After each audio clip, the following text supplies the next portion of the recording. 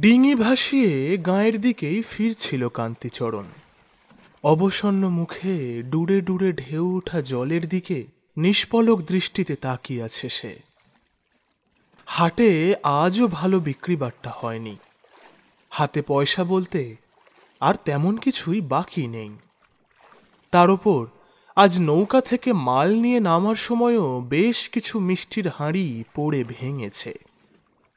সব মিলিয়ে মোট 10 জোড়া হাঁড়ি ছিল। 3 জোড়া ভেঙে নষ্ট হয়েছে। বিক্রি হয়েছে মোটে 2 জোড়া। 10 হাঁড়ি মিষ্টি নিয়ে এখন সে বাড়ির দিকে ভেসে চলেছে। প্রায় 200 হাতের মধ্যে দেখা যাচ্ছে নদীর পাড়ে বড় বড় গাছ, আম, জাম, তেঁতুল, আশফল, কাঁঠাল, জামরুল, আরো কত কি। প্রায় নদীর গায়ে একেবারে হেলে পড়েছে একটা প্রকাণ্ড বটবৃক্ষ। দেখে মনে হচ্ছে এক বিশাল ব্যাঙের ছাতা যেন দৈত্যের রূপ ধারণ করে মুখ ঝুঁকিয়ে জল খাচ্ছে নদী থেকে। এই নৌকাটা মূলত মাছ ধরার কাজে ব্যবহার করা হয়, কিন্তু হাটবারে তার কাকার এই ডিঙিটা নিয়ে কান্তি হাটে যায়। নৌকার এক পাশ দিয়ে গড়িয়ে যাওয়া একটা জাল খানিকটা জল ছুঁয়ে আছে। সেদিকে তাকিয়েই বসেছিল কান্তি। তার মন ভীষণ ভারাক্রান্ত। সূর্য তখন মধ্য গগন থেকে পশ্চিমের দিকে যাত্রা শুরু করেছে। তেজ কিন্তু এখনো গনগনে। হঠাৎ কান্তির চোখটা একটু ঝলমল করে উঠল। সে দেখল জালের মধ্যে কি যেন একটা আটকেছে। সেটাতে রোদ পড়েই ঝলমল করছে। সেটা বেশ বড় মতো জিনিসটা। কান্তি একটু ঝুঁকে জাল থেকে ছাড়িয়ে নিল সেটা। হাতে নিয়ে ভারী অবাক হলো সে।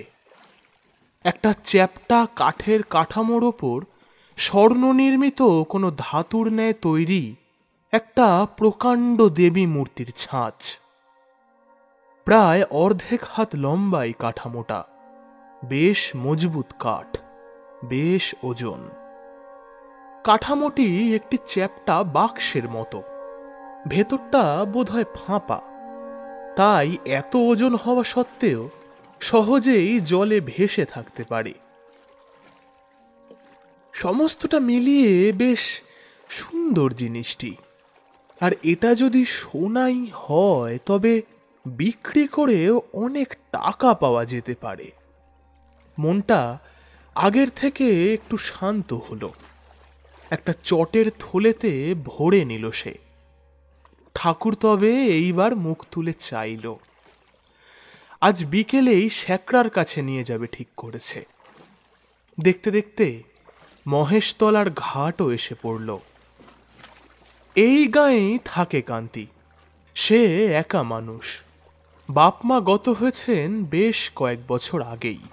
তার বাবাকে নিধি ময়রা নামে এক ডাকে সবাই চিনত, কিন্তু তার সুপুত্রটি মোটেই একজন ভালো ময়রা হয়ে উঠতে পারেনি। তাই তার থেকে মিষ্টি বড় একটা কেউ নেয় না। কিন্তু করবেই বা কি সে? তার নিজেরও এসব ভালো লাগে না। 30 বছরের বেশি বয়স হয়ে গেল। কি বা এমন করলো এত বছরে? ধীরে ধীরে যেন ঘেন্না ধরে যাচ্ছিল তার নিজের প্রতি।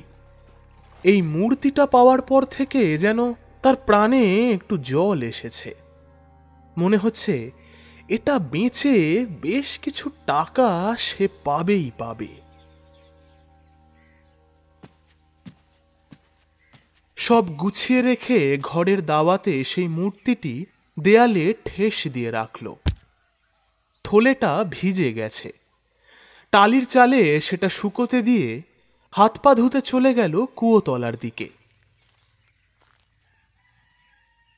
খানিকক্ষণ বাদে যখন সে ফিরে এলো তখন দেখল এক অদ্ভুত ঘটনা। সেই মূর্তিটির পায়ের কাছে কে যেন একটা টকটকে লাল রক্ত জবা রেখে দিয়ে গেছে। ভারী অবাক হলো কান্তিচরণ। তার এই বাড়িতে সে একেবারেই একলা থাকে। বড় একটা এ বাড়িতে কেউ আসেও না। এইটুকু সময়ের মধ্যে কেই বা এলো? বেশ চিন্তায় পড়ল কান্তি। ভেবেছিল মূর্তিটা বেচে দেবে, কিন্তু কেউ ফুল দিয়ে পুজো দেওয়ার পর ঈশ্বরকে বিক্রি করতে এইবার কুণ্ঠা বোধ করল সে। তার যেন মনে হলো একথা ভাবাও পাপ। ভক্তি ভরে হাতে তুলে নিল মাকে। ইনি যে কোন দেবী তা সে জানে না, কিন্তু হাজার হোক মা তো। সন্তান যদি হাতে করে দুটো ফুল বাতাসা দেয়, তবে তিনি তা নিশ্চয়ই গ্রহণ করবেন। এইদিকে কান্তি ভেবেছিল আজ হাটে ভালো বিক্রি না হওয়ায় মিষ্টিগুলি বুঝি আবার ফেলে দিতে হবে।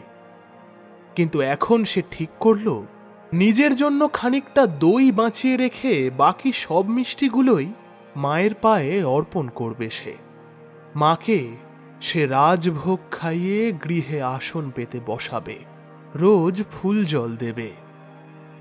ততক্ষণেই যেন কান্তির মনে কেমন একটা ঘোর ভক্তির ঘন ঘটা লেগে গেছে। যেমনটা ভেবেছিল তেমন ভাবেই দেবীকে আসন দিল ঘরের এক কোণে। তার সামনে হাঁড়ি হাঁড়ি দই সন্দেশ খেতে দিয়ে দরজা ভেজিয়ে ঘরের বাইরে বেরিয়ে এসেছে কান্তি।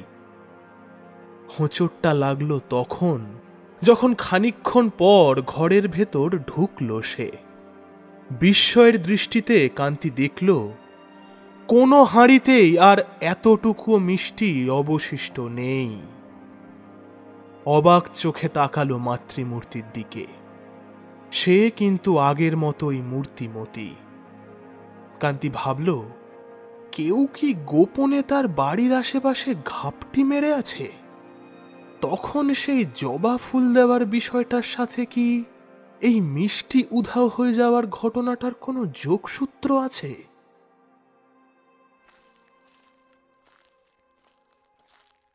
চিন্তিত মুখে ঘরের বাইরে বেরিয়ে গেল কান্তি।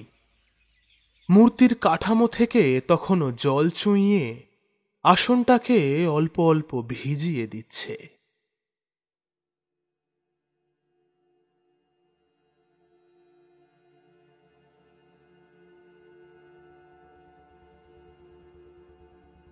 এই গল্পের সমস্ত চরিত্র ও ঘটনাবলী সম্পূর্ণ কাল্পনিক।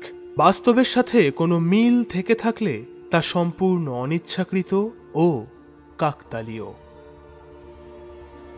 নমস্কার, গল্পম্যানে আপনাকে স্বাগত জানাই। আজ আপনি শুনছেন ডি চ্যাক্সের লেখা তান্ত্রিক দুর্গা শঙ্কর পণ্ডিতের গল্প তিব্বতের অপদেবী। তবে আর কথা না বাড়িয়ে গল্পে ফিরে যাওয়া যাক।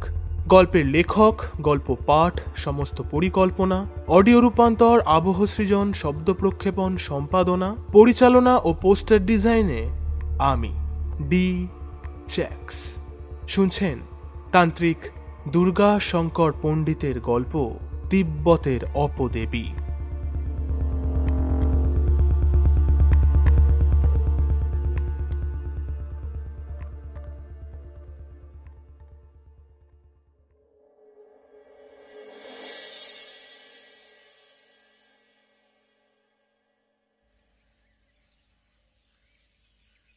বড় পালতোলা নৌকাটা পাড়ে ঠেকিয়ে এই সবে বাড়ি ঢুকল কান্তিচরণ।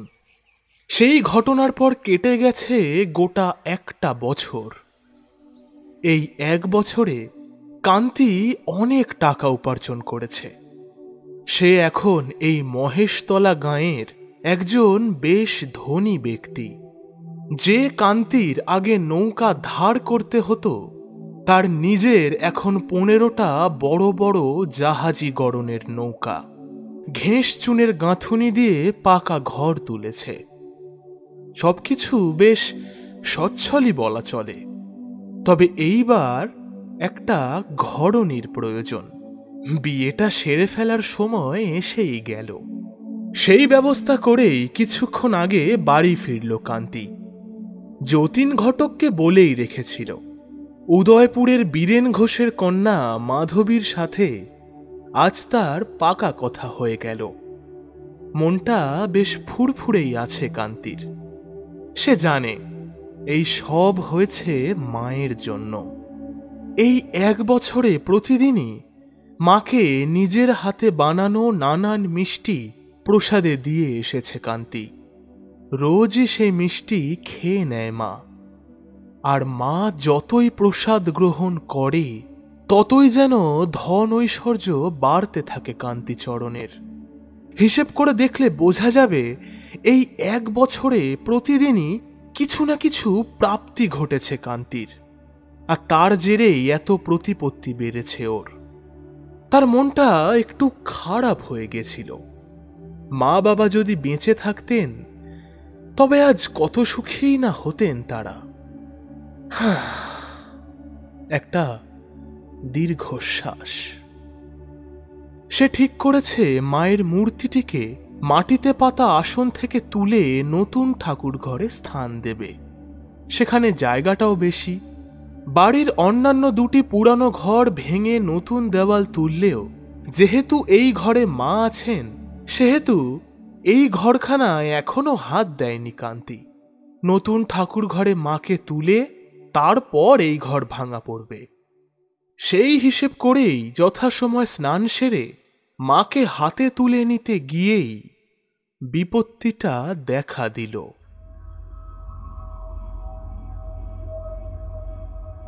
মূর্তির কাঠামো ধরে হাতে তোলবার চেষ্টা করছে, কিন্তু কিছুতেই সেই কাঠামো এতটুকুও নড়ছে না। যেন বিরাট ওজন বেড়ে গেছে 1 বছরে। আরো কয়েকবার চেষ্টা করল কান্তি, কিন্তু কিছুতেই কিছু হলো না। বেশ অবাক হয়েছে সে। শেষমেশ সে আজকের প্রসাদটাও এই ঘরেই মাকে খেতে দিল। মা বরং এই ঘরেই থাক, তার পরিচিত আসন থেকে তাকে সরানোর দরকার নেই। এইসব ভাবতে ভাবতেই কিছুক্ষণ পর ঘরে ঢুকে একেবারেই অবাক কান্তি। মা আজ একটা মিষ্টিও গ্রহণ করেননি। বুকটা ধরফর করে উঠল কান্তির। মা কি অসন্তুষ্ট হলো অমনভাবে টানাটানি করেছে বলে? মায়ের পায়ের কাছে গড়িয়ে চোখ বুজে মনে মনে অনেক ক্ষমা চাইল কান্তি। তারপর এক সময় নিজেও দুপুরের খাওয়া সেরে একটু ঘুমিয়ে পড়েছিল। খবরটা শুনল বিকেলে ঘুম থেকে ওঠার পর। তার 5খানা বড় নৌকার মাঝ নদীতে ভরাডুবি হয়েছে।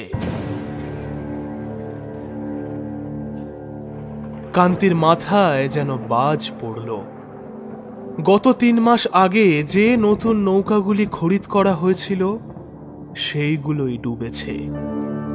এক একটা নৌকার দাম 500 থেকে 700 টাকা। মুষড়ে পড়ল কান্তিচরণ। 5টি নৌকার মাঝি মাল্লারাও প্রাণ হারিয়েছে। তাদের মধ্যে একজন ভাগ্যক্রমে আগে ভাগে জলে ঝাঁপিয়ে নিজের প্রাণ বাঁচিয়েছে। বাকি খবর তার মুখেই শুনল কান্তি।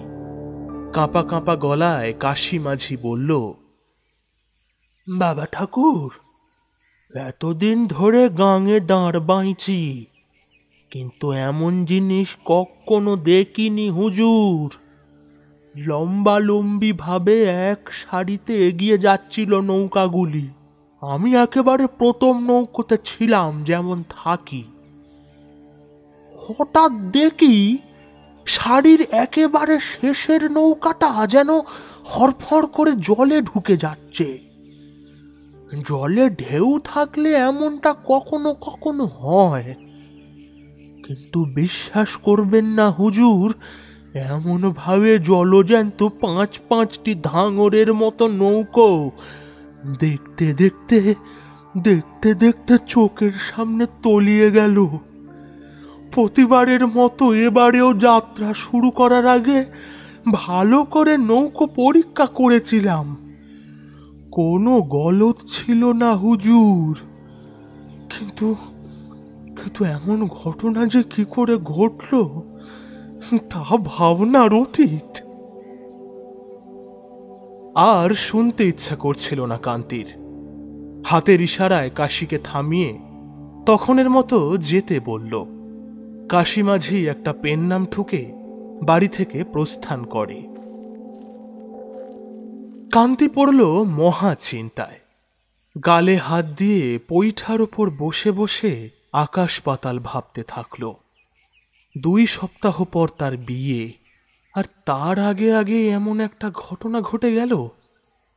শুভ কাজের আগে এমন একটা অমঙ্গল, কোনো বড় সর্বনাশের আভাস নয় তো? মা কি সত্যি ক্ষুণ্ণ হয়েছেন বলেই এসব ঘটল তার সাথে? এরপর দেখতে দেখতে কেটে গেছে আরও 4-5 দিন। এর মধ্যে গতকাল বিকেল নাগাদ কোনো কারণ ছাড়াই হঠাৎই ধসে পড়েছে কান্তিচরণের বানানো নতুন পাকা ঘর দুটি। এই ঘটনায় কেউ কেউ বলেছে হয়তো ক্ষণিকের ভূমিকম্পের কারণে এমনটা হয়েছে। ভূমিকম্প কি আর মানুষ সবসময় টের পায়? তাতেই হয়েছে এসব। কিন্তু কান্তির মনটা কেমন যেন কু ডাকতে শুরু করেছে। ভূমিকম্পের বিষয়টা সে ঠিক মেনে নিতে পারছে না। তার দৃঢ় বিশ্বাস তিনি ক্ষুণ্ণ হয়েছেন, তিনি নিশ্চয়ই ক্ষুণ্ণ হয়েছেন। অপরদিকে এর মুখ তার মুখ হতে হতে এই কথা গিয়ে পৌঁছল উদয়পুরের বীরেন ঘোষের কানে। আর কয়েকদিন পরেই তার মেয়ের সাথে কান্তিচরণের বিয়ে। স্বভাবতই সে একটু চিন্তিত হয়ে উঠল বিষয়টা নিয়ে। যে ঘরে মেয়েকে পাঠাতে চলেছেন সেই ঘরের অবস্থা যদি এমন হয়, তবে শোনা যাবে কোন দিন তার মেয়ে জামাই একসাথে ঘরের দেওয়াল চাপা পড়ে মরেছে, বা অন্যরকম কোনো দুর্ঘটনায় প্রাণ হারিয়েছে। কিন্তু কান্তিচরণকে পাত্র হিসেবে বেশ ভালোই লেগেছিল। কান্তি একা মানুষ, বাড়িতে ননদ ভাসুরের ঝক্কি থাকতো না তার মেয়ের। কিন্তু যা সব ঘটে চলেছে তাতে কি বিয়ে অবধি গড়াবে বিষয়টা? অনেকক্ষণ সেই সব চিন্তাতেই মগ্ন ছিলেন তিনি। তারপর মনে করলেন এত অবধি যা যা শুনেছেন তা লোকের বলা কথা। একবারটি মহেশতলায় পৌঁছে কান্তিচরণের সাথে দেখা করে আসলে কেমন হয়? একই ছেলে মানুষ, তাকে পাশে পেলে হয়তো কান্তি একটু বল পাবে। আজ দুপুরের খাওয়া সেরেই বরং একবার ঘুরে আসা যাক, মনে মনে এই ঠিক করলেন বীরেন ঘোষ।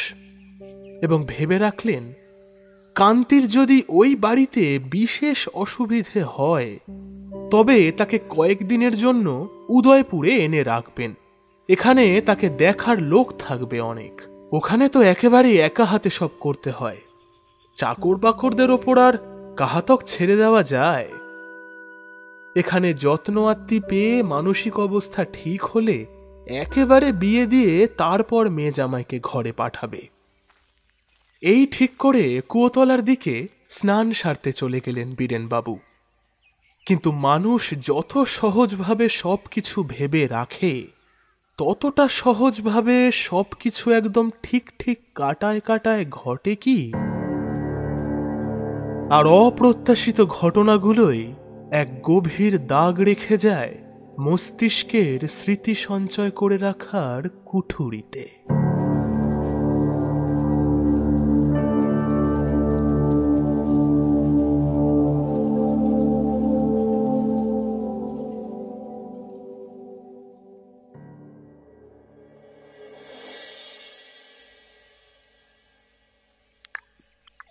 বলি কি বাবা, তোমার দেখার মতো মানুষ তো বড় একটা কেউ নেই এখানে।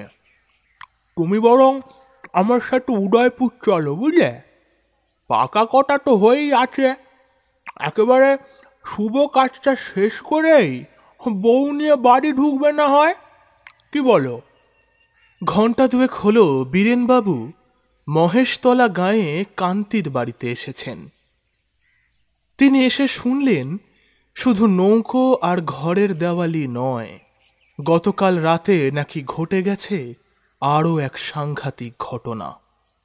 ঘুমের ঘোরে হঠাৎ নাকে পোড়া গন্ধ পেয়ে কান্তি উঠে গিয়ে দেখে কি পয়সা রাখার সেগুন কাঠের সিন্দুকটা দাউ দাউ করে আগুনে জ্বলছে। তখন অর্ধেকের বেশি সিন্দুকখানা জ্বলে গেছে, আর তাতেই ছিল এই বাড়িসহ আরও ৩-৪টি জমির দলিল, যে জমিগুলি সে এই ১ বছরের মধ্যে কিনেছিল। আধ পোড়া রুটির মতো অবস্থা তখন সেই কাগজপত্রের। এই খবর সে পাঁচকান করতে চায়নি, তাই লোকজন এখনো অবধি জানে না এই কথা। বীরেনবাবুর অনুরোধে কান্তিচরণ শুকনো গলায় বলল, আপনার সব কথাই বুঝতে পারছি বাবা, কিন্তু একের পর এক যা অঘটন ঘটে চলেছে তাতে বাড়ি ফেলে যাই কি করে বলুন তো? ভালো মন্দ কিছু একটা চোখের সামনে ঘটলে তাও বাধা দিতে পারবো, কিন্তু সব ফেলে চলে গেলে না জানি আরো কি সব ঘটে যাবে। তাছাড়া এ বাড়িতে মা আছেন, তাকে রোজ খেতে দিতে হয়। আমি চলে গেলে এসব কে করবে? কিন্তু তোমার সাথে এমনটা হচ্ছে কেন? কিছু ভেবে দেখেছ? একটু অস্বাভাবিক লাগছে নাকি বিষয়টা? একের পর এক কিছু না কিছু অঘটন তো লেগেই রয়েছে। না বাপু, আমার কিন্তু লক্ষণ বিশেষ ভালো লাগছে না। কোনো হাওয়া বাতাস লাগেনি তো তোমার? প্রসঙ্গটা যখন এত অবধি এসেই পড়ল, তখন কান্তি ভাবল, ইনি বয়স্ক পুরনো দিনের মানুষ। ওই দেবী মূর্তির বিষয়ে তার সাথে আলোচনা করে কিছু সুরাহা পাওয়া যেতে পারে কি? আজ অবধি কান্তি এটাই বুঝতে পারেনি যে ওই দেবী আসলে কে। না জেনেই এতদিন ধরে পূজা পাঠ করে চলেছে। এইবার কি বীরেনবাবুকে বলবে সে বিষয়টা? এইভাবে একেবারে প্রথম থেকে শেষ অবধি সব খুলে বলল তাকে। কিভাবে কাকতালীয়ভাবে তার অবস্থা ফিরেছে, কি করে কি হলো, সব জানালো তাকে। কান্তির মুখে পুরো ঘটনাটা শোনার পর বীরেনবাবু বেশ গম্ভীর হয়ে গেলেন। তার যেন আগে থেকেই মনটা কেমন কু ডাকছিল। একটা অলৌকিকের গন্ধ যেন আগে থেকেই পাচ্ছিলেন তিনি। তাদের গ্রাম উদয়পুরের মন্দির তলায় এক সাধু বাবা থাকেন আজ বেশ কয়েকদিন হলো। শুনেছে দিন কয়েক আগে নাকি তিনি এসেছেন। রোজই ধুনি জেলে বসে থাকেন সন্ধে হলেই। গাঁয়ের লোকজনেরা তাদের সুবিধা অসুবিধায় সাধুজির কাছ থেকে মাদুলি তাবিজ নিয়ে উপকৃত হয় বলে শুনেছে সে।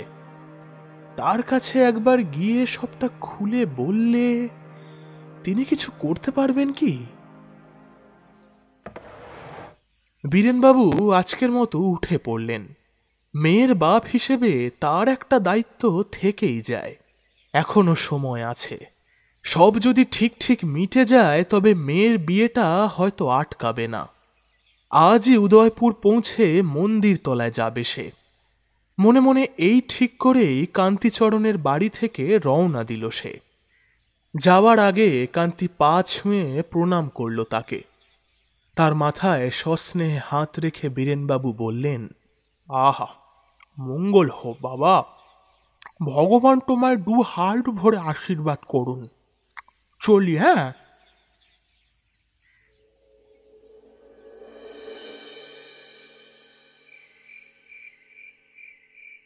বীরেনবাবু নিজের গাঁয়ে ফিরে গিয়ে সন্ধে নাগাদ যখন মন্দির তলায় পৌঁছলেন, তখন সেখানে লোকজন বড় একটা নেই। অদূরে দেখা যাচ্ছে মোটা বট গাছের তলায় একটি ধুনি জেলে বসে আছেন সেই সাধু বাবা। তার পাশে যেন আরো কেউ একটা গুটিসুটি মেরে বসে আছে। আরো খানিকটা এগোতে তিনি বুঝলেন এটা তো তাদের গাঁয়ের স্বপন পাগলা। আজ প্রায় 12-14 বছর হলো তার এই হাল। সারাক্ষণ ছটফট করে আর আবোল তাবোল বকতে থাকে। খানিকক্ষণ কাছে বসে থাকলেই অতিষ্ঠ করে দেয়। কিন্তু সে কিনা চুপচাপ সাধুজির পাশে অমন শান্ত হয়ে বসে আছে। বীরেনবাবুর যেন মনে হলো তিনি কি ঠিক দেখছেন। পায়ে পায়ে এগিয়ে চললেন তিনি। দিব্যি বোঝা যাচ্ছে সেই সাধুজি হাসি হাসি মুখে স্বপনের সাথে কথা বলছেন, আর স্বপনও একদম স্বাভাবিকভাবেই ঘাড় নেড়ে নেড়ে হাসি মুখে কি যেন উত্তর করছে। বীরেনবাবু সামনে গিয়ে দাঁড়াতে তাদের কথাবার্তা থামল। তিনি যেন দেখলেন কোথায় পাগল। স্বপনের মুখ চোখের ভাব একেবারেই যে স্বাভাবিক মানুষের মতো। এতটুকু পাগল বলে তাকে মনে হচ্ছে না তো। তবে কি? অতীব বিস্ময়ের সাথে বীরেনবাবু সাধু বাবার দিকে দৃষ্টিপাত করলেন। সাধুর মুখে তেমনই স্মিত হাসি হাসি ভাব। সাধুজি হাতের ইশারায় স্বপনকে এখন আসতে ইশারা করলেন। সে ধীরে ধীরে উঠে মন্দির চত্বর ছেড়ে অন্ধকারে মিলিয়ে গেল। সাধুজি চোখের ইশারায় কি হয়েছে তা জানতে চাইলেন। বীরেনবাবু তাকে সব খুলে বলার পর সাধুজি চুপ করে বেশ কিছুক্ষণ চোখ বুজে বসে রইলেন। তারপর চোখ খুলে বললেন, বুঝলাম, লক্ষণ বড় একটা ভালো কিছু মনে হচ্ছে না। যে ভিটেতে এসব ঘটছে সেইখানে আমার একবার যাওয়া দরকার। বড়ই জটিল, বুঝলেন বীরেনবাবু? আরে ছি, আমি আপনার চেয়ে বয়সে অনেকটাই ছোট হব। আমায় আমায় দয়া করে বাবু বলে লজ্জা দেবেন না। আপনি বরং আমার নাম ধরে ডাকুন বাবা। আচ্ছা বাবা, আপনাকে একটা কথা জিজ্ঞেস করবো, কিছু কিছু মনে করবেন না তো? আমি জানি তুমি কি জিজ্ঞেস করবে। স্বপনের মাথার ব্যামো ঠিক হয়ে ও সুস্থ হলো কিভাবে, তাই তো? বীরেনবাবু যেন স্তম্ভিত হয়ে পড়েছেন। তার মনের কথাই সাধুজি জানলেন কি করে? বীরেনবাবুর চোখ মুখের ভাব দেখে সাধুজি হাসি মুখে বললেন, দিন কয়েক আগে দুপুরের দিকে এই স্বপন আমার কাছে এসে এলোমেলো বক বক করে বড়ই জ্বালাতন করছিল। তাতে আমার রাগ হয়নি এতটুকুও। তবে সারাক্ষণ যদি কেউ কানের কাছে চেঁচামেচি করতে থাকে তবে কি আর ধ্যানে মনোনিবেশ করা যায়? তাই বাধ্য হয়ে ওর গালে একটা চর কষাতে হয়েছিল। সেই যে চুপ করে মাটির ওপর জ্ঞান হারিয়ে পড়ল, তারপর ঘন্টাখানেক একেবারেই শান্ত। সন্ধে পেরোতে আমি যখন চোখ খুললাম তখনও সে অমন করে ভিড়মিখে আছে। তারপর আর কি, মাথায় দু একবার হাত বুলিয়ে দিতে চোখ খুলে উঠে বসল। তারপর থেকে আর পাগলামি করেনিও। শাস্তিটা বোধহয় খুব কড়া পাকের হয়ে গিয়েছিল। সে কি বাবা, এই স্বপন প্রায় 12-14 বছর হলো একেবারেই উন্মাদ। তার এই এত বছরের পাগলামি আপনি এক চড়ে সারিয়ে দিলেন? আপনি তো যে সে কেউ নন বাবা, আপনি তো সাক্ষাৎ। বীরেনবাবুর কথা মাঝখান থেকে কেটে সাধুজি বলে উঠলেন, শুধুমাত্র চরখানায় দেখলে বীরেন, আর তারপর যে মাথায় হাত বুলিয়ে ঘুম ভাঙালাম সেটা দেখলে না? ততক্ষণে বীরেনবাবু সাধুজির পা ছুঁয়েছেন। শুকনো গলায় বলে উঠলেন, বাবা বাবা, অপরাধ নেবেন না। আমার বিশ্বাস জেগেছে, যদি যদি কেউ পারে তো সে আপনি পারবেন। দিন কয়েক পরে মেয়েটার বিয়ে, কিছু একটা করুন। আপনি আপনি সাক্ষাৎ ঈশ্বরের দূত। এতদিন কোথায় ছিলেন আপনি? আপনাকে তো আগে কখনো এ গায়ে দেখিনি, সঠিক পরিচয়ও কিছু জানি না আপনার। আমার বাড়ি পাহাড়ে। আজ বেশ কয়েক মাস হলো পথ হাঁটছি। হাঁটতে হাঁটতেই তোমাদের এই গাঁয়ে এসে পড়েছিলাম। এখানে কয়েকদিন বিশ্রাম নিয়ে আবার পথ চলতে শুরু করব। অনেক বড় একটা কাজ এখনো। আগে তা বেশ, আপনার নামটা বললেন না যে, সেটা কি গোপন রাখতে চান বাবা? আরে না না, গোপনীয়তার কিছুই নেই। অধমের নাম পণ্ডিত, তান্ত্রিক দুর্গা শঙ্কর পণ্ডিত।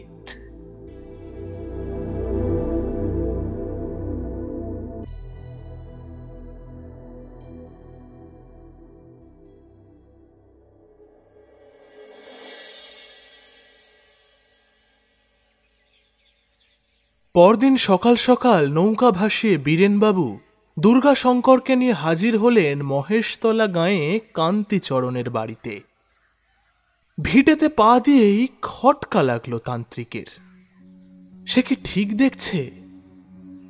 তার অন্তর্দৃষ্টি দিয়ে দুর্গাশঙ্কর যেন দেখছে বাড়ির উঠোনের মাটি একেবারে শুকিয়ে কাঠ হয়ে বড় বড় ফাটলে ছেয়ে গেছে সর্বত্র। জহুরির চোখ না থাকলে এমন দৃশ্য সাধারণ মানুষের চোখে পড়ে না। পায়ে পায়ে সে এগিয়ে গেল ভিতর দিকে। তখনও ভেঙে পড়া দেয়ালের ধ্বংসস্তূপ উঁচু হয়ে আছে খানিক দূরেই। দুর্গাশঙ্কর বীরেনবাবুকে বলে কান্তিকে ডাক করালেন। তিনি আগে ভাগে কান্তিকে এসব কিছুই জানাননি, তাই এত সকাল সকাল তাকে দেখে কান্তি একটু অবাকই হয়েছে। বীরেনবাবুকে দেখে একটা পেন নাম ঠুকে সে জানতে চায় যে কি হয়েছে। বীরেনবাবু তাকে সব বুঝিয়ে বলেন। তারপর দুর্গাশঙ্করের সাথে তার আলাপ করিয়ে দেন। কান্তি দুর্গাশঙ্করের পায়ে হাত ছুঁয়ে প্রণাম করে দেবী মূর্তির সামনে তান্ত্রিককে নিয়ে গেল। আর ঠিক এখান থেকেই শুরু হলো এই ঘটনার আরও এক অধ্যায়। দুর্গাশঙ্কর সেই কাঠামোর ওপর স্বর্ণ ছাঁচের মূর্তি দেখে ভ্রু কুঁচকে কান্তিকে বলল, আমি শুনলাম জিনিসটা তুমি নদী থেকে পেয়েছ, কিন্তু যখন এটি হাতে নিয়েছিলে এটার ওজন কেমন ছিল বলে মনে হয় তোমার? ওজন বেশ ভালোই ছিল, কিন্তু সহজেই হাতে তোলা যেত। তারপর থেকে তো 1 বছর ইনি এই আসনেই আছেন। তবে যেদিন থেকে এই মূর্তি আমি বাড়িতে এনেছি সেদিন থেকেই নানান রকম অলৌকিক বিষয় শুরু হয়েছে। হ্যাঁ, বীরেনের কাছে সবই শুনলাম। ওই জবা ফুল দিয়ে যাওয়া, প্রসাদ খেয়ে যাওয়া, সবটাই শুনেছি। তুমি এক মস্ত ভুল করে বসেছ বাবা। যাকে এতদিন দেবী রূপে পূজা করে এসেছ সে আসলে কোনো দেবী নন। ইনি আসলে এক ভয়ানক অপদেবী মূলাঙ্গী। তিব্বতী তন্ত্রের উল্লেখ পাওয়া যায়, কিন্তু এমন একটা মূর্তি নদীতে ফেলল কে? হয়তো অনেক দূর থেকে ভেসে এসেছে। তুমি যে একে টেনে তুলতে পারোনি তার একটাই কারণ।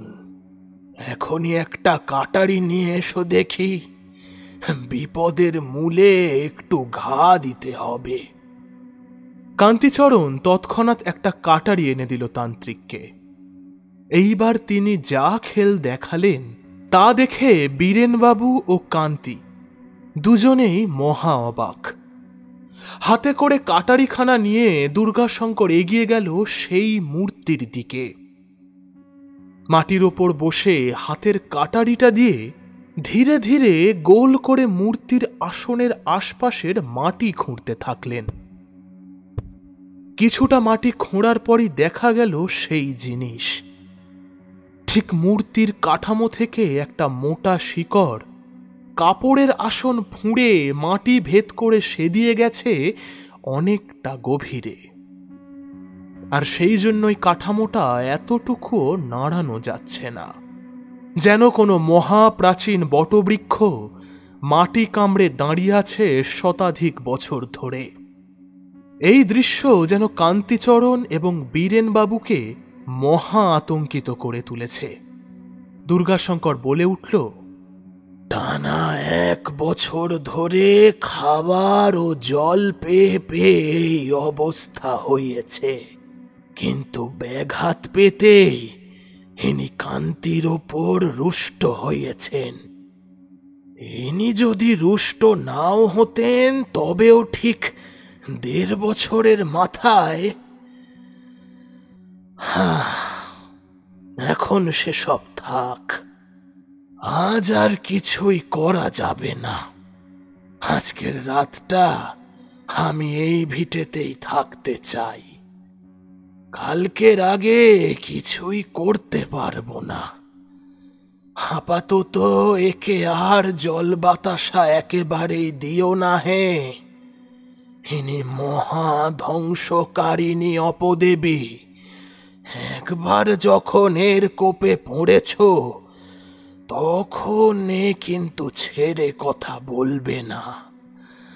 তবে যতক্ষণ আমি এখানে উপস্থিত আছি ততক্ষণ কোনো ভয় নেই। কিছু একটা গতি না করে আমি এখান থেকে যাব না।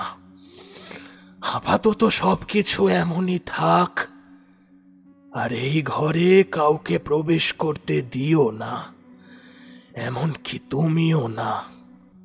আর আমি এখনই তোমার এই ঘরের চারদিকে একটা রেখা কেটে দিচ্ছি, তাতে সাময়িকভাবে এর কোপ থেকে কিছুটা নিষ্কৃতি পাওয়া যাবে।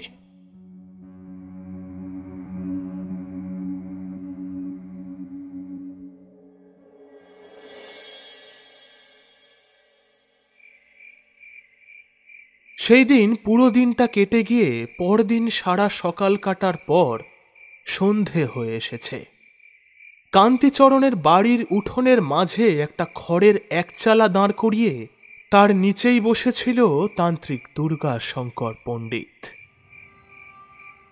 বীরেনবাবুর হাতে ধরিয়ে দিয়েছেন একটি কচি ডাব, এবং কান্তির দক্ষিণ হস্তের কবজি থেকে কনুই অবধি 4 আঙ্গুল ছাড়া ছাড়া একটি করে লাল সুতো বাঁধা। আর তাদের সম্মুখে দুর্গাশঙ্কর চোখ বুজে বসে কি যেন বিড়বিড় করে চলেছে। বাড়ির সদর দরজা ভেজানো, আকাশে জলজল করছে পূর্ণ চন্দ্র। এইবার দুর্গাশঙ্কর চোখ খুলল। কান্তির হাতে 1 মুঠো আতপ চাল ধরিয়ে দিয়ে বলল, কান্তি, তুমি এই চালগুলি অল্প অল্প করে মাটিতে ফেলতে ফেলতে বাড়ির ভিটের চারপাশে 9 পাক ঘুরবে, ঠিক 9 পাক। আর বীরেন, তুমি হাতে এই ডাবখানা নিয়ে কান্তিকে ছুঁয়ে থেকে ওর সাথে সাথেই ঘুরবে। 9 পাক সম্পূর্ণ হলে আমি থামতে বলবো। তারপর বাড়ির সদর দরজার ঠিক মধ্যখান বরাবর মাটি খুঁড়ে এই ডাবখানা সেখানে পুঁতে দিতে হবে। কিন্তু সাবধান, যতক্ষণ না আমি কথা বলতে বলবো ততক্ষণ কেউ কথা বলবে না। আমি ঠিক সময়ে তোমাদের আদেশ দেব। এইবার চলো। পায়ে পায়ে দুর্গাশঙ্করও তাদের সাথে এগিয়ে চলল। পাক খেতে খেতে তারা যখন বাড়ির ঠিক পেছন দিকটা এসে পড়েছে তখন দুর্গাশঙ্করের চোখে পড়ল একটা জিনিস। ঘরের ভেতর যে দেয়ালের গায়ে সেই অপদেবীর মূর্তি আছে, সেই দেয়ালের গায়েই ঘরের বাইরের দিকে একদম দেয়ালের গা ঘেঁষে গজিয়ে উঠেছে একটা অদ্ভুত গাছ। উচ্চতায় মাটি থেকে প্রায় 3 হাত। এই গাছ এমন ভূমিতে বড় একটা দেখা যায় না। দুর্গাশঙ্করের হাতে ছিল একটা তেলের প্রদীপ। তার আলোতে সে স্পষ্ট দেখল গাছটির সরু সরু ডালগুলিতে ছেয়ে আছে ছোট ছোট ডিম্বাকৃতি পাতা, আর সেই পাতার মাঝে যেন চোখের ছাপ। সে যে কি জীবন্ত চোখ তা না দেখলে বিশ্বাস করা যায় না, যেন তাদের দিকেই নিষ্পলক দৃষ্টিতে চেয়ে আছে। প্রতিটা পাতাতেই হুবহু একই ছাপ। কান্তি ও বীরেন বাবুও সেদিকে তাকিয়েই অবাক হচ্ছিলেন। দুর্গাশঙ্কর গাছের গোড়ায় হাত দিয়ে একটু মাটি সরিয়ে দেখতে বুঝলেন মূর্তি থেকে গজিয়ে ওঠা শিকড়টির সাথে এই গাছটির যোগ রয়েছে, কিংবা হয়তো ওই শিকড়টি থেকেই এই গাছটি জন্ম নিয়ে মাটি ভেদ করে ঘরের পেছন দিকে গজিয়েছে। দুর্গাশঙ্কর গাছটির গোড়া ধরে বেশ কয়েক হ্যাঁচকা টান দিতেই গাছটি গোড়া থেকে উপড়ে গেল। আর ঠিক তখনই ঘটল এক অদ্ভুত বিষয়। বাড়ির আশেপাশে যত কুকুর ছিল তারা তারস্বরে চেঁচাতে শুরু করেছে, এবং তার সাথে সাথে দেখা যাচ্ছে উপড়ে যাওয়া গাছের গোড়া থেকে উজ্জ্বল জ্যোতিরঞ্জিত সবুজ রঙের রস গড়িয়ে পড়ছে। দুর্গাশঙ্কর তাদের তাড়া দিয়ে বলে উঠল, বেশি দেরি করো না, চলো চলো, আর থেমে থেকো না। এ বড় সাংঘাতিক এক সময়। গাছটা উপড়ে ফেলতেই খানিকটা শক্তি খুইয়েছে, তাতেই এই দাপাদাপি। আরো ভয়ানক কিছু ঘটার আগেই বেঁধে ফেলতে হবে, এক্ষুনি বেঁধে ফেলতে হবে। এগিয়ে চলো বীরেন, কান্তিচরণ, দেরি করো না বাবা, চলো চলো।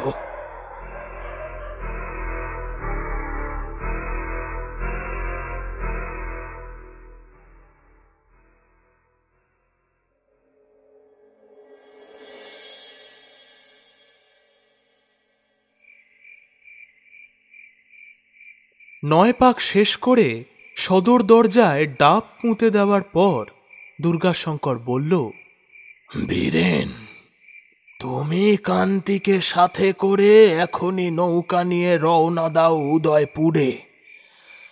যতক্ষণ না নিজের বাড়িতে প্রবেশ করবে ততক্ষণ কোনো কথা বলবে না। সন্ধে শেষ হতে আরো কিছুটা সময় বাকি। এখনই বেরিয়ে পড়লে রাতের মধ্যেই পৌঁছে যাবে। আজ আমি এ বাড়িতেই একা থাকব। আগামীকাল দুপুরে তোমরা এ বাড়িতে ফিরে আসবে। আর বাবা কান্তি, এই সুতোগুলি ভুলেও হাত থেকে খুলবে না। আমি ঠিক সময় মতো এইগুলি কেটে দেব। বিশেষ কৌশল আছে এই সুতো কাটার। যেমন তেমন ভাবে কিছু করলেই ভয়ানক অনর্থ ঘটবে। আর সময় নষ্ট নয়, এই বেলা বেরিয়ে পড়ো। দুগ্গা দুগ্গা। তান্ত্রিকের কথা মতো তারা পায়ে পায়ে বেরিয়ে পড়ল। দুর্গাশঙ্কর যেন একটু হাঁফ ছাড়ল। মনে মনে নিজেকে বলে উঠল, হ্যাঁ, সময় উপস্থিত। ভেবেছিলাম যেতে হবে না বুঝি, কিন্তু এখন আর না গিয়ে কোনো উপায় নেই। দুর্গাশঙ্করের শরীর যেন গরম হয়ে উঠল। আশপাশ ভালো করে দেখে নিয়ে নিজের 2 হাত প্রণামের ভঙ্গিতে মাথার উপর সোজা করে দিল। বাম পা ভাঁজ করে মাটির ওপর সোজা হয়ে থাকা ডান পায়ের সাথে ছুঁয়ে বৃক্ষাসনে স্থির হয়ে চোখ বুজলেন। ধীরে ধীরে যেন একটা স্মিত জ্যোতি ফুটে উঠল দুর্গাশঙ্করের সারা শরীরে। নিস্তেজ নীলচে এক অদ্ভুত জ্যোতি। ধীরে ধীরে যেন দুর্গাশঙ্করের শরীরটা মাটি ছেড়ে একটু একটু করে হাওয়ায় উঠতে শুরু করল। বিশ্ব প্রকৃতি যেন আবার সাক্ষী হচ্ছে এক উচ্চকোটির যোগী মহাপুরুষের যোগ বলের। দুর্গাশঙ্কর কি আর কেবলই একজন তান্ত্রিক? মহাগুরু অম্ব স্বাধীনাথের শিষ্য সে। হিমালয়ের বরফাবৃত পর্বত শিখর থেকে গহীন অরণ্যের নির্জন বনভূমি অবধি সবেতেই দুর্গাশঙ্করের সমান বিচরণ। তৃতীয় আয়ামের বাইরে গিয়ে চতুর্থ আয়ামেও বহু সময় কাটিয়ে জগৎ কল্যাণের হেতু আবার স্বাভাবিক পরিবেশে ফিরে এসেছিল। কিন্তু সে জানে একদিন না একদিন তাকে আবার ফিরে যেতে হবে সেই চতুর্থ আয়ামের পরিবেশে। যোগ যতদিন থাকবে দুর্গাশঙ্করও থাকবে। ধীরে ধীরে কান্তিচরণের ভিটে ছেড়ে আকাশের পথে উঠে গেল দুর্গাশঙ্করের ভাসমান শরীর। সে এখন এগিয়ে চলেছে উত্তর প্রান্তে, সেদিকেই হিমালয়। এই মহেশতলা উদয়পুর পুরোটাই উত্তর ভারতের মধ্যে অবস্থিত। এই জায়গা থেকে আকাশপথে হিমালয় পৌঁছতে বেশি সময় লাগবে না। দুর্গাশঙ্কর বেশ গতির সাথেই এগিয়ে চলল। ক্রমে হিমালয়ের বরফাবৃত পর্বতমালা চোখে পড়ছে। উজ্জ্বল চাঁদের আলোয় চকচকে রূপোর পর্বত বলে মনে হচ্ছে। দেখা যাচ্ছে দূরে দূরে আকাশ ছোঁয়া পর্বতে হিমালয় ছড়িয়ে আছে অনেক অনেক দূর অবধি। কিছু সময়ের মধ্যেই একে একে দাঁড় ভাঙা মধুবনী, বারুদিবাস ও খানিক বাদে থিম্পু পেরোতে চোখের সামনে ভেসে উঠল বিরাট এক পাহাড়ি ঘাঁটি।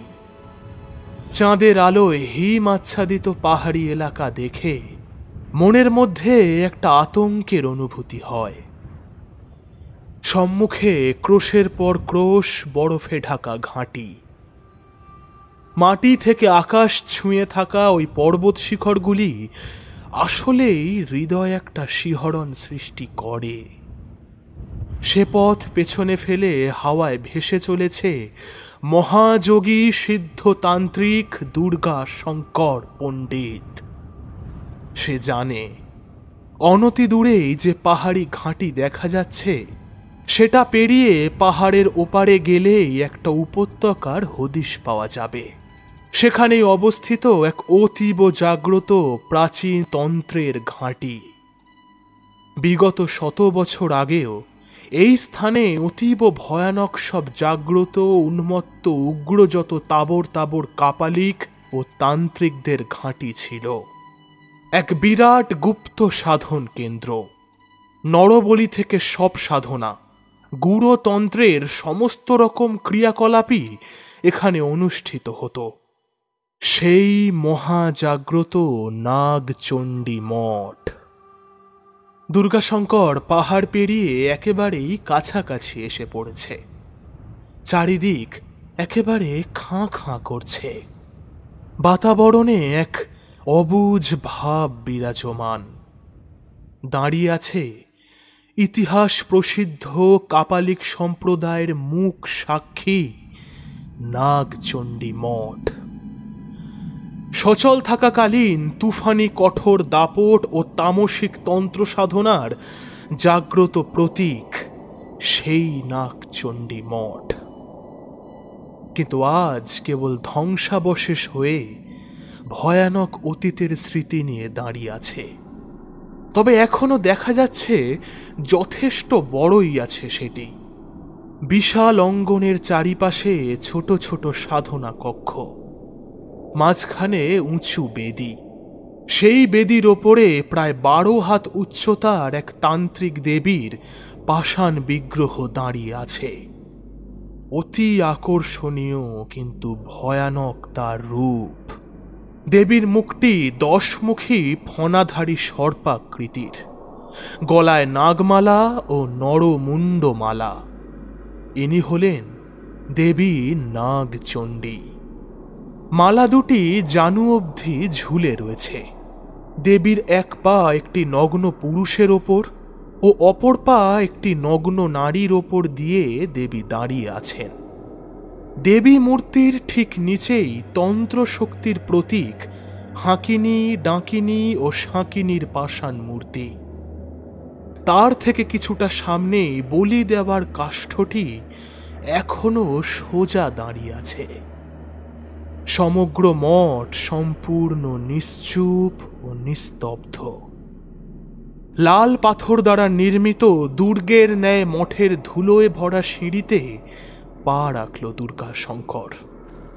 তার শরীরে যেন কোনো প্রাচীন প্রবাহ বয়ে গেল।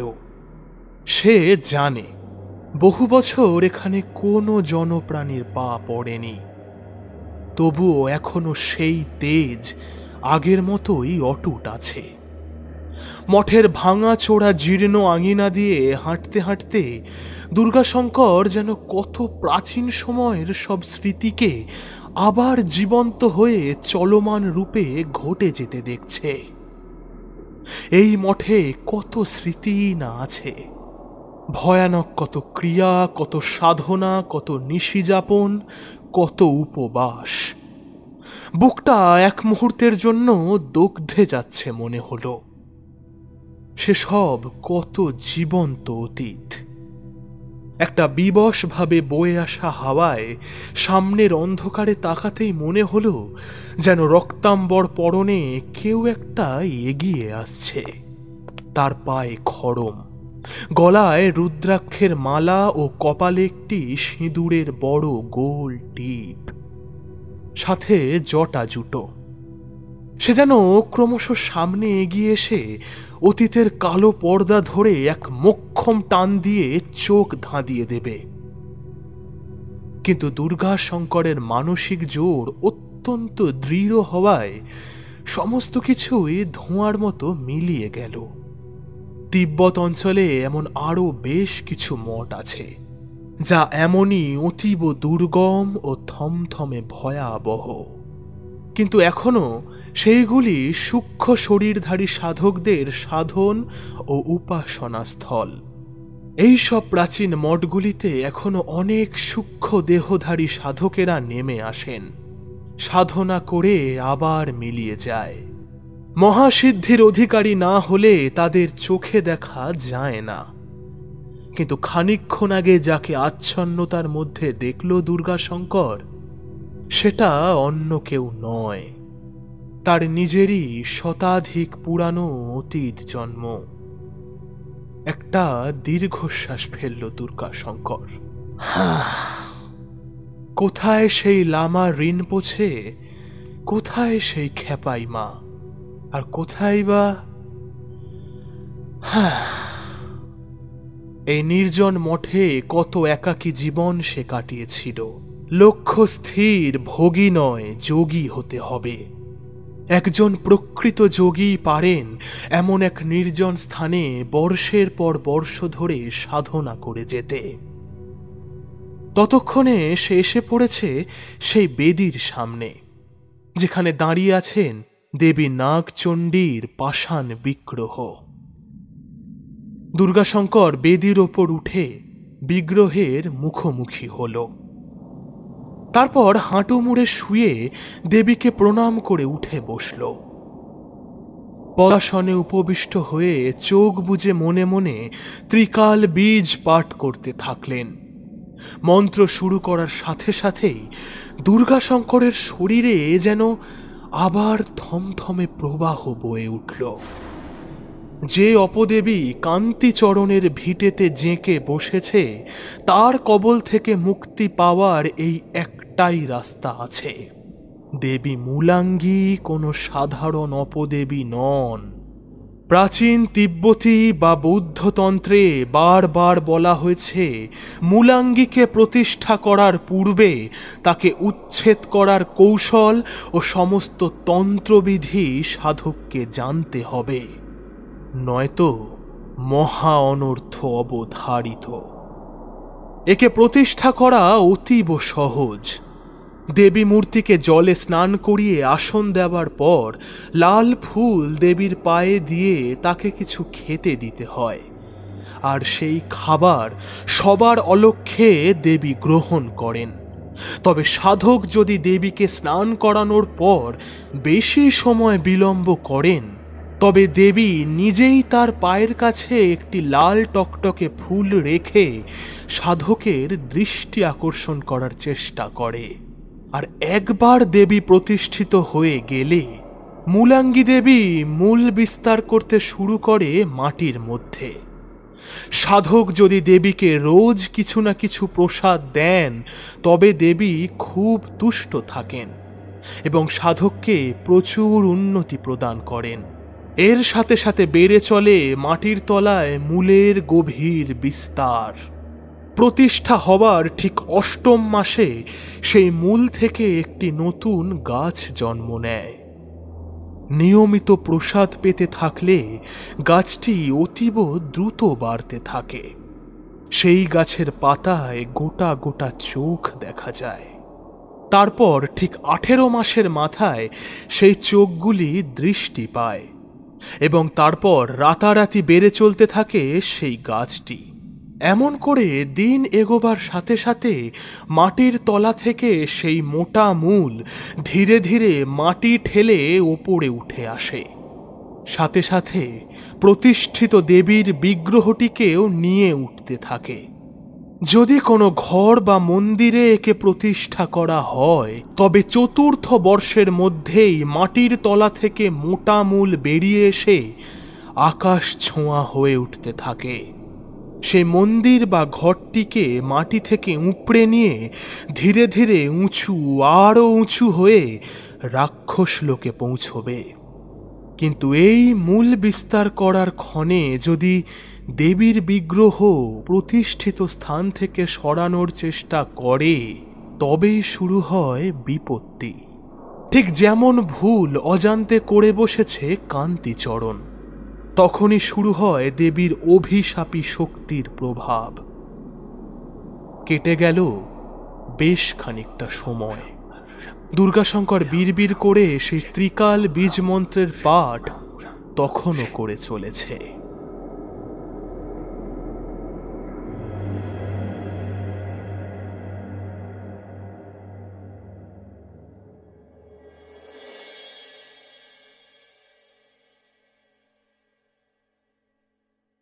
जय मां, जय मां नाग चंडिकाय नमः। जय किनिराजिनी महाशक्ति नाग चंडिकाय नमः।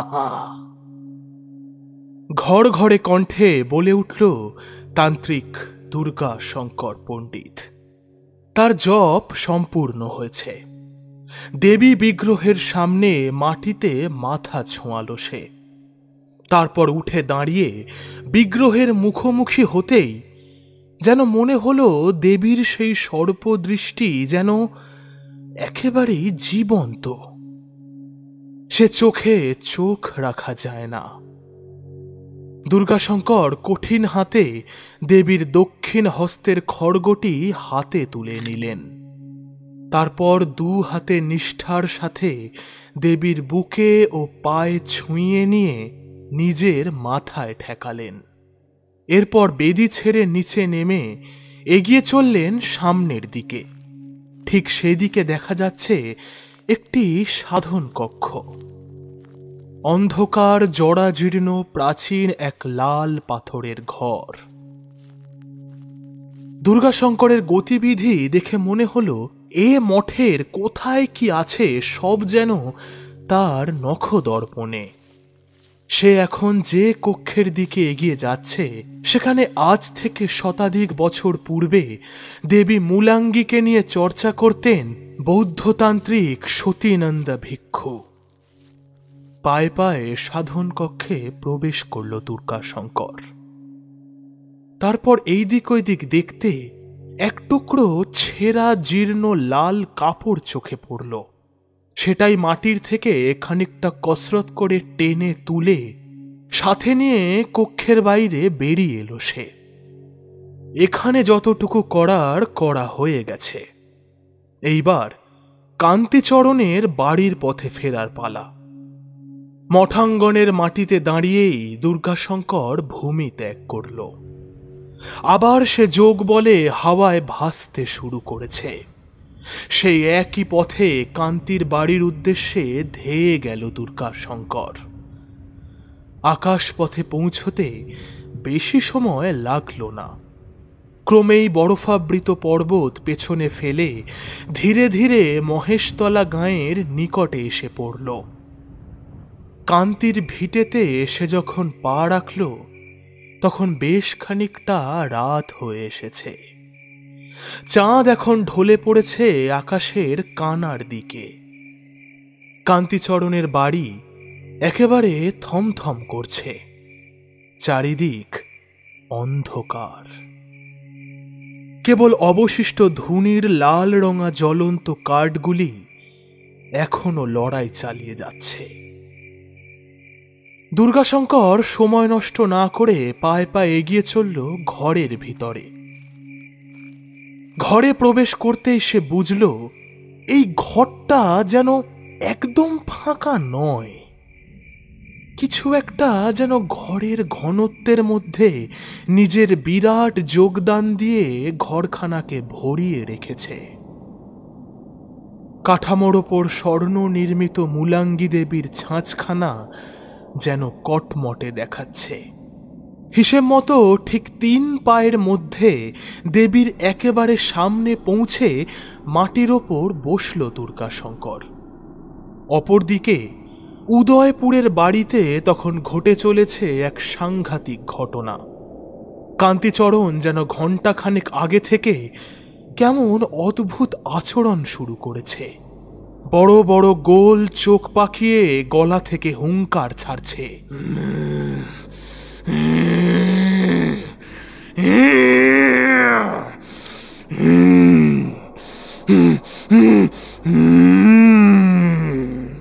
বাড়িময় হুলুস্থুল করতে করতে বারে বারেই মাটির ওপর আছাড় খেয়ে পড়ছে। আবার উঠে দাঁড়িয়ে হুঙ্কার ছেড়ে এলো পাথারি দাপাদাপি চলেছে।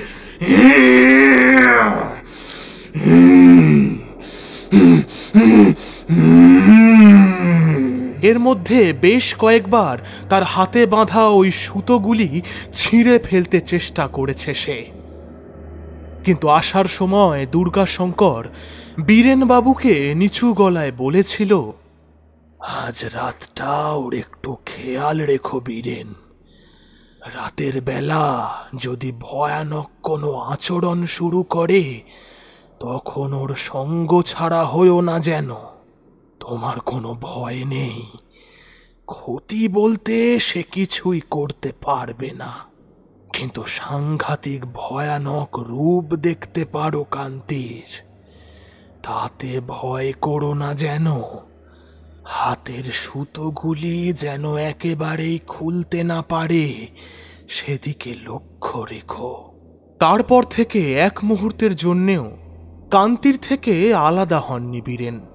উন্মাদ অবস্থায় থাকা কান্তিচরণের 2 হাত শক্ত করে চেপে ধরে তাকে আটকাবার চেষ্টায় কোনো ত্রুটি রাখেননি সে। কান্তি কেবলই উন্মাদের মতো নৃত্য করে উঠছে তখন বারবার। গলায় সেই একই ভয়ানক ঘড়ঘড়ানি।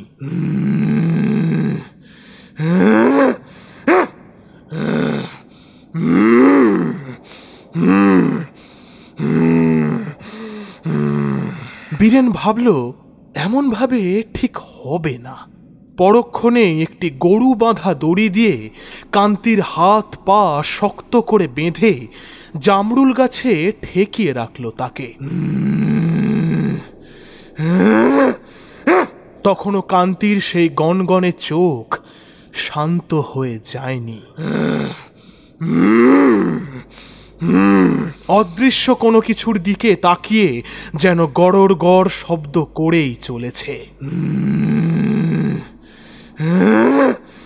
বাড়ি শুদ্ধ লোক সেই ভয়ানক ঘটনা দেখে ভারী ভয় পেয়েছে।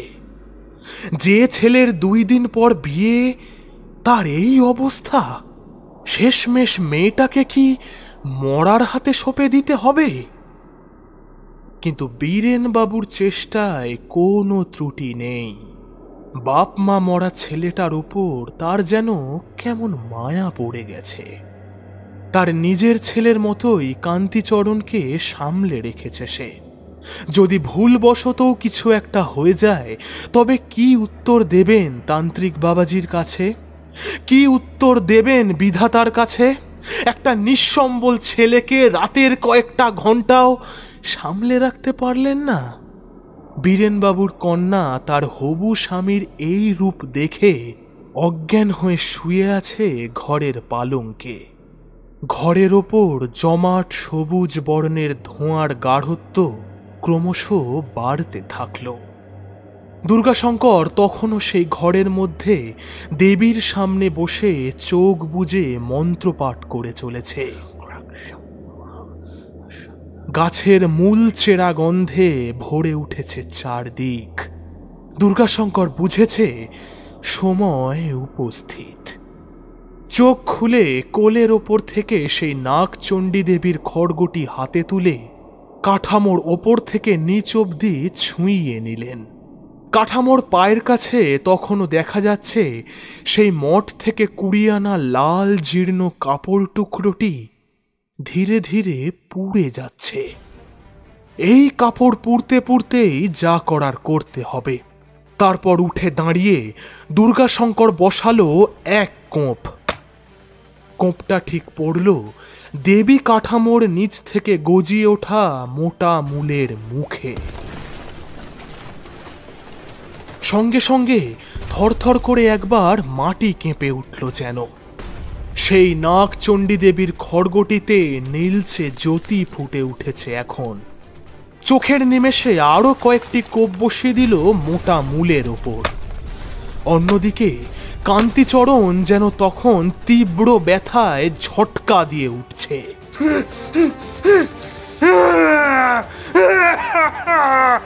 7-8 বার ঝটকা দেওয়ার পর ক্ষণিকের জন্য একটু ঝিমিয়ে পড়ল সে।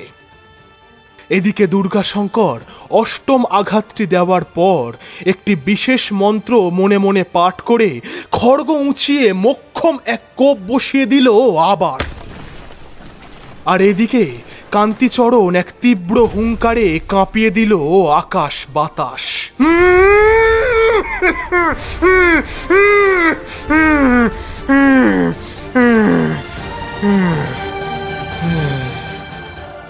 এক মুহূর্তের জন্য তার চোখ দুটো ঠেলে বেরিয়ে এসে ফেটে যাবে মনে হলো। এমনটা হতেই কান্তি একেবারে এলিয়ে পড়ল মাটির উপর। কেউ সাহস করে সামনে এগিয়ে আসতেও ভয় পাচ্ছে। কেবল বীরেনবাবু জামরুল গাছের কাছে ঠায় দাঁড়িয়ে আছেন। দাঁড়িয়ে থাকা দেবী মূর্তির কাঠামোটি মুখ থুবড়ে পড়ল মাটির ওপর। দুর্গাশঙ্করের শরীরের শিরা উপশিরায় তখন লাভা বইছে। খড়গটি নামিয়ে রেখে দেবীর কাঠামোটি হাতে তুলে নিল। এখন এই দেবী মূর্তি এবং এই খড়গখানি আবার যথাস্থানে ফিরিয়ে দিয়ে আসতে হবে। ঘরের বাইরে এসে যোগী তান্ত্রিক দুর্গাশঙ্কর পণ্ডিত আবার শূন্যে ভর করে ধেয়ে চললে নাগচণ্ডী মঠের প্রান্তে। তারপর দেবীর যথা হস্তে খড়গটি ধরিয়ে দিয়ে এগিয়ে চললেন সেই বৌদ্ধতান্ত্রিকের সাধন কক্ষের দিকে।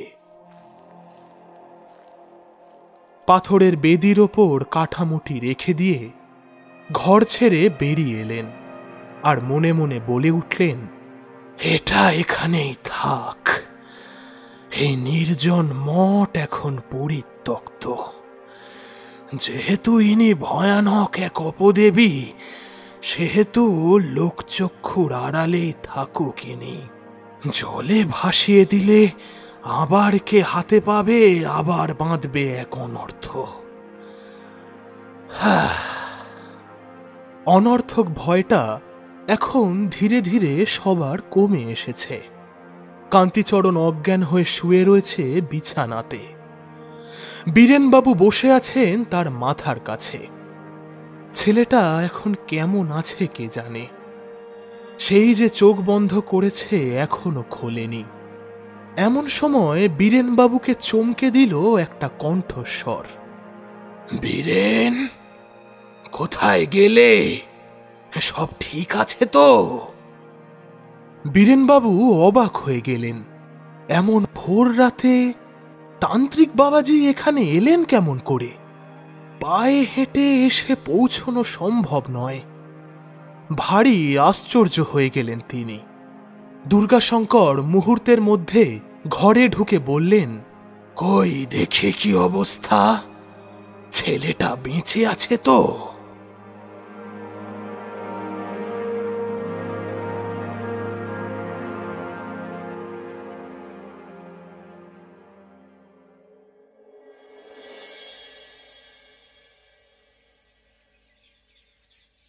নদীর পাড়ে ঘাসের ওপর পাশাপাশি বসে আছেন বীরেনবাবু এবং তান্ত্রিক দুর্গা শঙ্কর পণ্ডিত।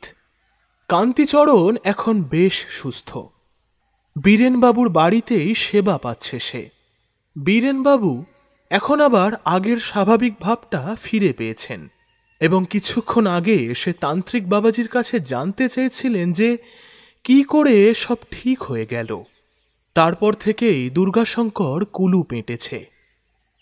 বীরেনবাবু তার দিকে তাকিয়েই আছেন। এইবার ভদ্রতার খাতিরেই দুর্গাশঙ্করকে মুখ খুলতে হলো। মৃদু হাসি মুখে তিনি বললেন, তোমাকে তো আগেই বলেছি যে অপদেবী কান্তির ভিটে আঁকড়ে ছিলেন তিনি দেবী মূলাঙ্গী। এই অপদেবী মূলত প্রাচীন বৌদ্ধ ও ঘোর তিব্বতী তান্ত্রিকদের পূজিত ছিলেন।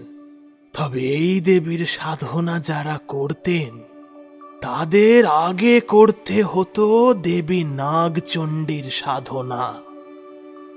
দেবী মূলাঙ্গী নাগচণ্ডী দেবীর অন্তর্গত একজন মহাশক্তিশালী দেবী। এমন আরো 4 জন দেবী আছেন, যেমন দেবী ভূমাঙ্গী, বায়ঙ্গী, অগ্নাঙ্গী ও দেবী দৃষ্টাঙ্গী। এদের আয়ত্ত করতে আগে দেবী নাগচণ্ডীকে তুষ্ট করে মহাযজ্ঞাহুতি সম্পন্ন করতে হয়। এই নাগচণ্ডী দেবীর দেহের প্রধান পঞ্চসাধন অঙ্গের মধ্যেই এই মূলাঙ্গী ও অন্য বাকি 4 অঙ্গদেবীর জন্ম হয়েছে। এই মূলাঙ্গী দেবীর সাধনা প্রাচীন তান্ত্রিকেরা করলেও দেবীকে এতটুকুও কিছুই খেতে দিতেন না। কেবল প্রতিষ্ঠা করার আগে একবার ভালো করে জলে স্নান করিয়ে আসনে স্থান দিতেন। বছরের পর বছর দেবীকে অভুক্ত রেখেই তার সামনে বসে চলতো বড় বড় তান্ত্রিকদের সাধনা। নিয়মটা ঠিক এমনই। যে সাধক ধন লাভ করতে চান কেবল তারাই দেবীকে জল ও খাবার দিতেন। অভুক্ত রাখলে সাধনায় উন্নতি, আর ধন সম্পদ লাভ করতে চাইলে দেবীকে নিত্যদিন জল ও আহার প্রদান করতে হয়, সাথে একটি করে লাল টকটকে রক্ত জবা। তবে যারা ধন লাভ করতে চায় তাদের অনেক ভোগান্তিও সহ্য করতে হয়, ঠিক যেমনটা কান্তির সাথে ঘটেছে। এই দেবী মূলত সাধনা ও যোগের জন্য উপযোগী, ভোগের জন্য নয়। কিন্তু প্রাচীন সময়ে কিছু কিছু সাধকেরা দেবীকে ভোগের জন্য ব্যবহার করতেন, তবে তাদের বিশেষ ভুগতে হতো না। টানা 1 বছর যাবৎ অনেক ধন সম্পত্তি একত্রিত করে আবার দেবীকে মুক্ত করে দিতেন তারা। আর এই মুক্তি কেবল একটি প্রকারেই সম্ভব।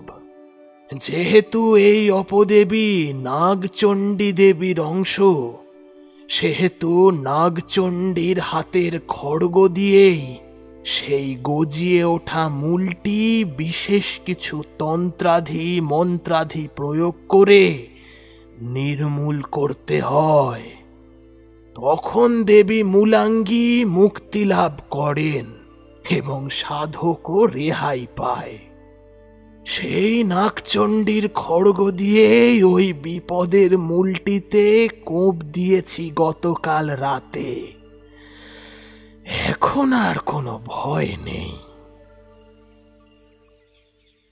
কিন্তু আপনি ওই খড়গটি পেলেন কোটা থেকে? আর আর এখনই বা সেটা কোটায়? এবং আরও একটা কটা কাল রাত থেকে আমার মনের মধ্যে পাক কাটছে। তা হলো, অমন ভোর রাতে ওই মহেশতলা গাঁ থেকে কিভাবে আপনি আমার বাড়ি এসে পৌঁছলেন? বীরেন, কিছু মনে করো না, একটা কথা বলি। যতটুকু তোমায় এত অবধি বললাম তা অনেক ঢেকে ঢুকে তোমায় বলতে হয়েছে। সব প্রশ্নের উত্তর পাওয়ার সব সময় প্রয়োজন নেই, তাতে অহেতুক চিন্তা ও দুশ্চিন্তা দুটোই বাড়তে পারে। তুমি কেবল এতটুকু বুঝে নাও যে যা হয়েছে তা ঈশ্বরের কৃপাতেই হয়েছে। যতটুকু কৃতজ্ঞ হওয়ার তার কাছেই হও, বুঝলে? আমি তো কেবল নিমিত্ত মাত্র।